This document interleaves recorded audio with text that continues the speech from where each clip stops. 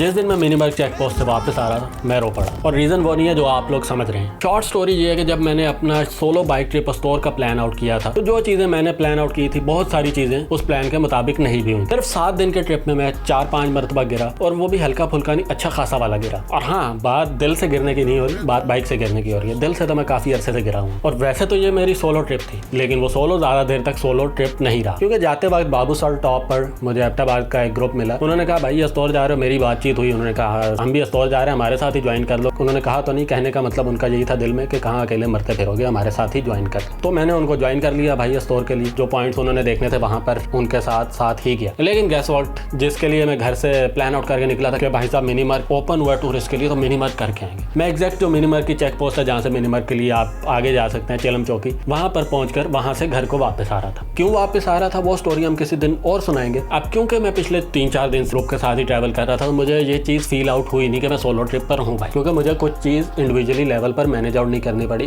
सिर्फ बाइक चलाने के, जिससे मैं ऑलरेडी 4-5 दफ़ा गिर चुका था, तो वो तो अब मैं मैनेज कर चुका था। लेकिन जब चिलम चौकी से बाकी वो जो 6 एबटाबाद के लड़के थे वो आगे जा रहे थे मिनीमर्क, और मैंने, क्योंकि मुझे डिसीजन आ गया था कि भाई साहब अब तो घर जाने, एक बार जो मैंने कमिटमेंट कर दी, तो मैं जब उधर से वापस निकला तो थोड़ा आगे बाइक चलते चलते भाई साहब ऑलमोस्ट रो पड़ा था। ऑलमोस्ट रो क्या पड़ा था, रो ही पड़ा था, लेकिन अपने आप को कंट्रोल किया हमने। लेकिन शायद सोलो ट्रैवल का टेस्ट भी यही होता है। तो मैंने अपने छिले हुए घोड़े और थोड़ी सी जो हिम्मत थी उसको जोड़ा और वापस लेके चल पाया, क्योंकि इंसान का जो असल कैरेक्टर वो तब भी बाहर आता जब इर्द गिर्द कोई नहीं होता, और मेरा कैरेक्टर तो पहले ही ढीला है। अगर आपने भी कभी सोलो ट्रैवल किया और आपके कोई इस तरह के एक्सपीरियंसेस रह रहे हैं तो नीचे कमेंट्स में ज़रूर शेयर करें। बाकी नेक्स्ट स्टोरी में बताएंगे कि भाई मुझे मिनीमर्क से आखिर ऐसा हुआ क्या था कि मिनीमर्क से मुझे वापस आया क्यों, आया तो आया क्यों, अगर गया था तो गया क्यों, और आया तो आया क्यों।